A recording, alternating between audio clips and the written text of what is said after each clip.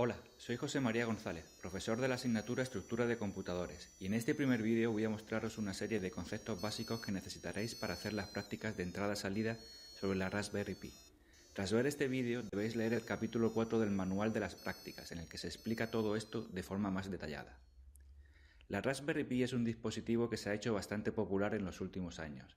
Existen tres versiones de este dispositivo, V1, V2 y V3, y aunque en los laboratorios disponemos de la versión 2, las prácticas se pueden hacer sobre cualquiera de ellas. Las Raspberry Pi tienen 4 puertos USB 2.0, un puerto de red Ethernet, un conector RCA de audio y vídeo y un puerto de HDMI para conectar un monitor. También tiene una interfaz para la cámara y otro para la pantalla, y la alimentación es a través de un puerto micro USB. También tiene un conector denominado P1 con 40 pines que usaremos para conectar dispositivos de entrada-salida. Y, por supuesto, tiene un chip, concretamente el BCM2836, con un procesador ARM que implementa el juego de instrucciones V7. Para hacer las prácticas usaremos una placa de expansión que denominamos BerryClip y que se conecta sobre los primeros 13 pines de la fila interna del puerto P1. En el manual tenéis un esquemático con el diseño de la placa por si queréis construir una en casa. La placa tiene 2 pulsadores, un altavoz y 6 LEDs de colores rojo, amarillo y verde. El conector P1 está asociado al puerto GPIO, que es en realidad un conjunto de 54 señales de entrada-salida. Algunas de estas señales son accesibles físicamente a través de los pines del conector P1. Este conector tenía solo 26 pines en la versión 1 de la Raspberry Pi, que son los que se muestran en la figura. Las versiones posteriores tienen 40 pines en el conector, pero para mantener la compatibilidad se enumeran de la misma forma. La columna izquierda de la figura se corresponde con la fila interna y la columna derecha con la fila externa. Algunos de los pines se utilizan para proporcionar tensiones de 5 y 3,3 voltios, por lo que solo unas pocas señales de GPIO son accesibles. Las señales GPIO 14 y 15 se pueden usar para transmitir y recibir datos de forma serie, y de hecho las usamos en el laboratorio para conectar un adaptador USB serie que facilite la comunicación con el dispositivo. Las señales GPIO 2 y 3 se conectan a los pulsadores del BerryClip, la señal GPIO 4 al altavoz y las señales GPIO 17, 27, 22, 10, 9 y 11 a los 6 LEDs. Los puertos GPIO están mapeados en memoria, es decir, el acceso a las señales de entrada-salida se realiza leyendo y escribiendo en unas direcciones de memoria. En la versión 1 de la Raspberry Pi, los puertos GPIO están mapeados a partir de la dirección 2020.0000 en hexadecimal, mientras que en las Raspberry Pi siguientes se usa la dirección 3F20.0000 en hexadecimal. Otra particularidad de la entrada-salida de la Raspberry Pi es que no se accede directamente a las señales de entrada-salida, sino que se usan comandos que permiten configurar los puertos, leer las señales, poner a 1 o a 0 los valores, etc. Existen muchos puertos, pero solo usaremos unos pocos para hacer las prácticas, como por ejemplo los puertos GPFSEL 0 a 5 para configurar las señales de entrada-salida, los puertos GPSET 0 y 1 para poner a 1 las señales, los puertos GPCLR 0 y 1 para poner a 0 las señales, o los puertos GPLEV 0 y 1 para leer el valor de las señales. Para acceder a un puerto se pueden usar las instrucciones LDR y STR, indicando la dirección de memoria dentro de un registro. Para guardar la dirección de memoria en un registro, podemos definir una constante con esa dirección y cargar en el registro esa constante, y ya el ensamblador se encargará de poner las instrucciones adecuadas para ello. En este ejemplo se carga en R3 la dirección del puerto GPFSEL 0 y con el segundo LDR se carga en R8 el contenido de ese puerto y con la instrucción STR se escribe el registro R9 en el puerto. Para facilitar la programación de las prácticas se proporciona un fichero llamado inter.inc que incluye las direcciones de los puertos.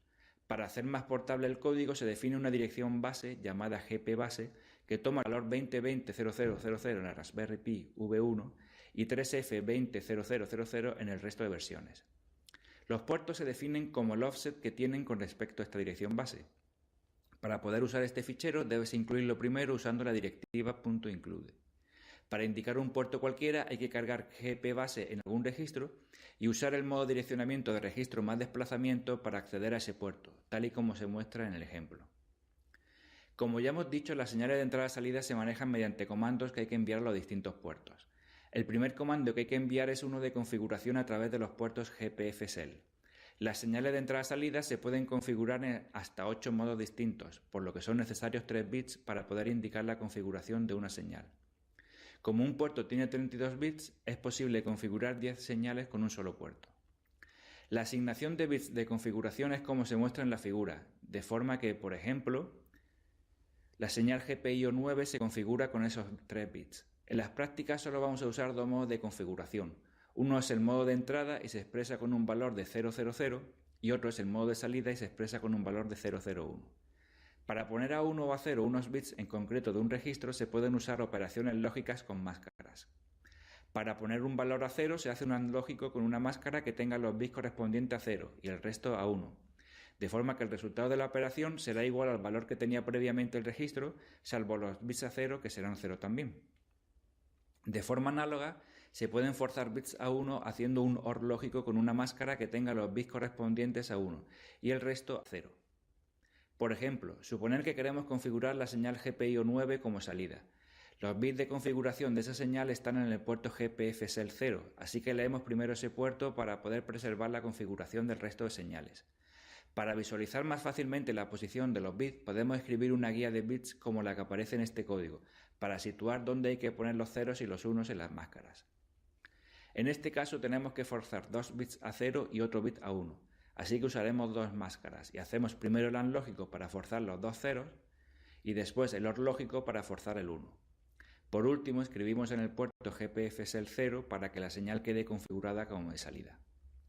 Para encender y apagar los LEDs hay que configurar las señales asociadas a esos LEDs como de salida y enviar un comando de set cuando queramos encenderlos y uno de clear cuando queramos apagarlos. Los comandos de set se envían a través de los puertos GPset 0 y GPset 1 y los de clear a través de los puertos GPCLR 0 y GPCLR 1. Los 32 bits de los puertos GPset 0 y GPCLR 0 controlan las primeras 32 señales y los 22 restantes se controlan con los primeros 22 bits de los puertos GPset 1 y GPCLR 1. Por ejemplo, suponer que queremos encender el LED rojo asociado a GPIO 9 y apagar el otro LED rojo que está asociado a GPIO 10. En primer lugar habrá que configurar GPIO 9 como de salida, tal y como hicimos en el ejemplo anterior. También tenemos que configurar como de salida GPIO 10, pero en este caso sus bits de configuración se encuentran en el puerto GPFSL 1, por lo que usamos ese puerto en lugar de GPFSL 0.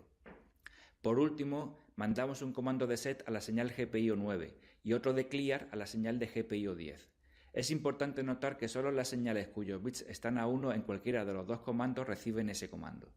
Por tanto, al escribir en el puerto GPset 0 el valor del registro R1, solo la señal GPIO 9 recibe el comando set y el resto de señales no reciben ningún comando. De forma análoga, la señal GPIO 10 es la única que recibe un comando de clear. En el caso de que una señal recibe más de un comando, se ejecutarán en ese orden y por tanto solo quedará reflejado el último comando que llegue. En el caso de que queramos comprobar la pulsación de un botón, hay que configurar la señal correspondiente como de entrada. El estado actual del botón, es decir, para saber si está pulsado o no, podemos obtenerlo leyendo los puertos GPLEP 0 y GPLEP 1. Las 32 primeras señales están asociadas a los 32 bits de GPLEP 0 y los 22 restantes a los primeros 22 bits de la GPLEP 1. Un bit a 0 indica que el botón no está pulsado en ese preciso instante y un bit a 1 indica que sí lo está. Para comprobar si ese valor es 0 o 1 se puede realizar una operación de test entre el puerto y una máscara que contenga un 1 en el bit que se quiera comprobar.